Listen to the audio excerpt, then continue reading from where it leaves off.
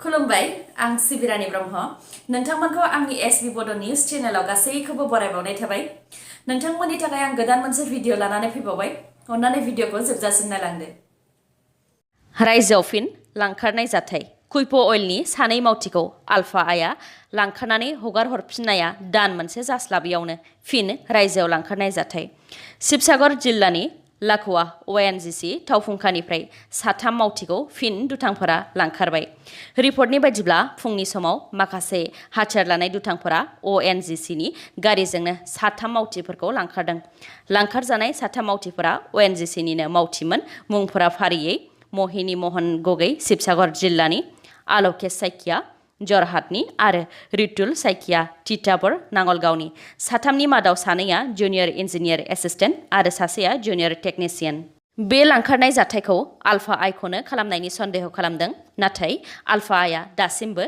बेनि सायाव जेबो खोथा बुंथ'वाखै ONGCआ बे जाथायनि सायाव ओनसोलनि पुलिस थानायाव एफआइआर खालामबाय आरो ONGCनि मावथिफोरखौ लांखारनाय ONGCनि गारिखौ आसाम नागालेण्ड सिमानि खाथियाव थानाय निमानगढ़ हाग्रानि सेरनिफ्राय मोनफिननो हाबाय हादराव कर'ना भाइरासआ गिख्रंथाव महर लाफिनबाय बे समावनो मोनसे फाहामसालियाव बेरामिफोरनो फाहामथाय होबाय थानाय समावनो अक्सिजेननि टेंकिया लिक जानानै बेरामिफोरनो अक्सिजेन होनो हायैयाव सा 22 बेरामिफोरनि जिउ खहा जादों बे दुखुनांथाव जाथाया महाराष्ट्रनि नासिकआव थानाय डक्टर जाकिर हुसैन देहा फाहामसालियाव जादों मख'नो गोनांदि बे देहा फाहामसालियाव गासै सा 171 बेरामिफोर दंमोन आरो बेनिनो गाज्रि थासारियाव गोग्लैनाय बेरामिफोरा भेन्टिलेटराव दंमोन नाथाय अक्सिजेननि टेंकि लिक जानायाव 30 मिनिटसो बेरामिफोरनो अक्सिजेन होनो हायाखैमोन जायनि थाखाय सा 22 गाज्रि थासारियाव गोग्लैनाय बेरामिफोरा अक्सिजेन मोनैनि थाखाय जिउ खोमानो गोनां जादों बे दुखुनांथाव जाथायनि सायाव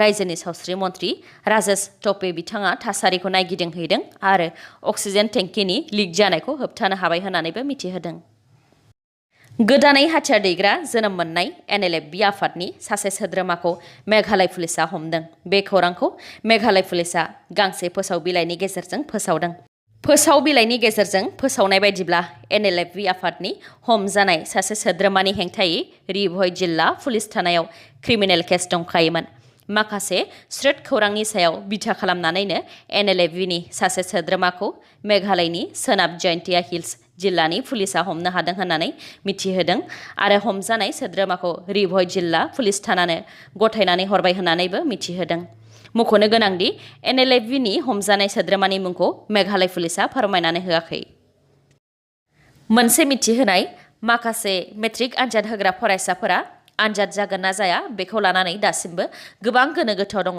खौराङाव गोबां खेब फोसावजादोंब्लाबो जानो हागौ खायसे फरायसाफोरा बुजिनो हायाखै CBSE central board of secondary education आरो ICSE बेफोर मोननै बर्डनि थाखो 10 नि आनजादासो जानाय नंला होननानै फोसावजादोंमोन आरो थाखो 12 नि आनजादखौ दोनथ'नाय जाबाय होननानै फोसावदोंमोन नाथाय board of secondary education Assam सेबानि HSLC एबा मेट्रिक आनजादा दासिम खुंगोनावनो दङ CBSE ICSE आरो सेबायाव फारागथि दङ जोंनि गासै बर' मिडियाम एसामिस मिडियामफोरा सेबानि सिङावसो गोग्लैयो उननि समाव सेबानि मेट्रिक आनजादा खुंजागोन ना खुंजाया बेखौ रोखा बुंनो हाया नाथाय सेबाया मेट्रिक आनजाद खुंनो थाखाय मोन 878 आनजाद होग्रा सेन्टारफोराव एन्सार स्क्रिप्ट एबा फिननाय होग्रा बहिखौ दैथायहरनाय खामानिखौ जागायबाय होननानैबो सानसे सिगां फोसावदोंमोन बेराफारसेथिं मैयासो डक्टर हेमन्त बिश्व शर्मा बिथाङा मेट्रिक आरो हायार सेकेन्डारि आनजाद खुंनायनि सायाव मोनसे गोदान खोथा बुंफिनबावदों बिथां डक्टर हेमन्त बिश्व शर्माया बुंथिदों दि सानफ्रोमबो जुदि गुवाहाटीआव 1000 एबा बेनि बांसिन COVID-19 पजिटिभ केस मोनोब्ला गुवाहाटीआव गासैबो स्कुल कलेज आरो हस्टेलफोरखौ बन्द खालामनाय जागोन स्कुल कलेज आरो हस्टेलफोरानो गासैबो बन्द थायोब्ला माबोरै मेट्रिक आरो हायार सेकेन्डारि आनजादखौ खुंनो हागोन होननानै बुंथिदों बिथाङा बेनिखायनो आनजाद खुंजागोन ना खुंजाया बेखौ लानानै फरायसाफोराबो गोनो गोथो जायोब्लाबो बिनि फिननायखौ दा रोखा होनो हाया होननानै बुंथिनायजों लोगोसे कर'ना भाइरासनि थासारिया 2 मेसिमाव गाज्रिसिन जालांबाय थायोब्ला मोननैबो आनजादखौ खुंनाय जानाय नङा आरो थासारिया मोजाङाव फैयोब्ला मोननैबो आनजादखौ खुंनाय जागोन होननानै बुंथिदों बिथाङा आनजादखौ खुंगोन ना खुङा बेखौ 2 मेनि उनाव गोदान सरकार फैयोब्लानो फोसावनानै होगोन होननानै बुंथिदों बिथां डक्टर हेमन्त बिश्व शर्माया रायजोआव कर'ना भाइरासनि गोसारफिननायखौ नोजोर होनानै बड'लेण्ड इउनिभार्सिटिनि फरायसाफोरा जानो गोनां आनजादखौ अफलाइन खुङालासे अनलाइन मदआव खुंनो थाखाय बड'लेण्ड मुलुगसोलोंसालिनि मोखाङाव सोमावसारदों। बिथांमोना फुंनि 10 रिंगानिफ्राय लानानै आं खौरां बानायजासिम सोमावसारगासिनो दंमोन आरो जेब्लासिम बड'लेण्ड मुलुगसोलोंसालिया जानो गोनां आनजादखौ अनलाइन खुंनायनि थाखाय थांखि लाया अब्लासिम सोमावसारगोन होननानै बुंथिदों बिथांमोनहा। मासे सैमा फाग्लानि गाग्लोबनायजों सा 30निबो बांसिन सुबुंफोरा जोखोम जादों। रिपर्टनि बायदिब्ला उदालगुरि टाउननिफ्राय लानानै कालाइगाव इख्राबारि रौतासिम मासे सैमा फाग्लाया सा 30सो सुबुंफोरखौ जोखोम खालामदों। जोखोम जानायनि मादाव सा 27खौ गाज्रियैनो जोखोम जादों होननानै खौराङाव मोननाय जादों। मख'नो गोनांदि सैमा फाग्लाया दासिमबो रौता ओनसोलनि खाथियावनो बेरायगासिनो दङ होननानैबो ओनसोलनि सुबुंफोरा मिथिहोदों। दिल्लीयाव लकडाउन फोसावफिननायनि उनावनो गुबुन रायजोनिफ्राय दिल्लीयाव खामानि मावनो थाहैनाय लेबारफोरा दिल्ली एंगारनानै गावनि न' फारसे फैफिननो थांखि लानायखौ नुनो मोन्दों। गुबुन रायजोनि लेबारफोरा दिल्ली एंगारनानै गावनि न' फारसे फैफिननो थांखि लानायखौ होबथानो थाखाय आरो लेबारफोरखौ मदद होनो थाखाय दिल्ली सरकारा लेबारफोरनो सासेयाव 5,000 रांनि अनसुंथाइजों लोगोसे जाग्रा लोंग्रा राननाय जागोन होननानैबो फोसावबाय आरो बेनि थाखाय दिल्ली सरकारा मोनसे कमिटिबो दाबाय होननानै मिथिहोदों। सोरखारनिफ्राय होनाय बे 5,000 रांखौ रेजिस्टार्ड कन्स्ट्राक्सन वार्कारफोरनो होनाय जागोन होननानैबो दिल्ली सरकारा मिथिहोदों।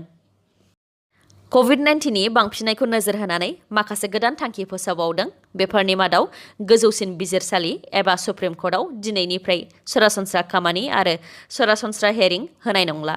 माखासे गोनांथार अजदनि सायावल' हेयारिं होसिगोन।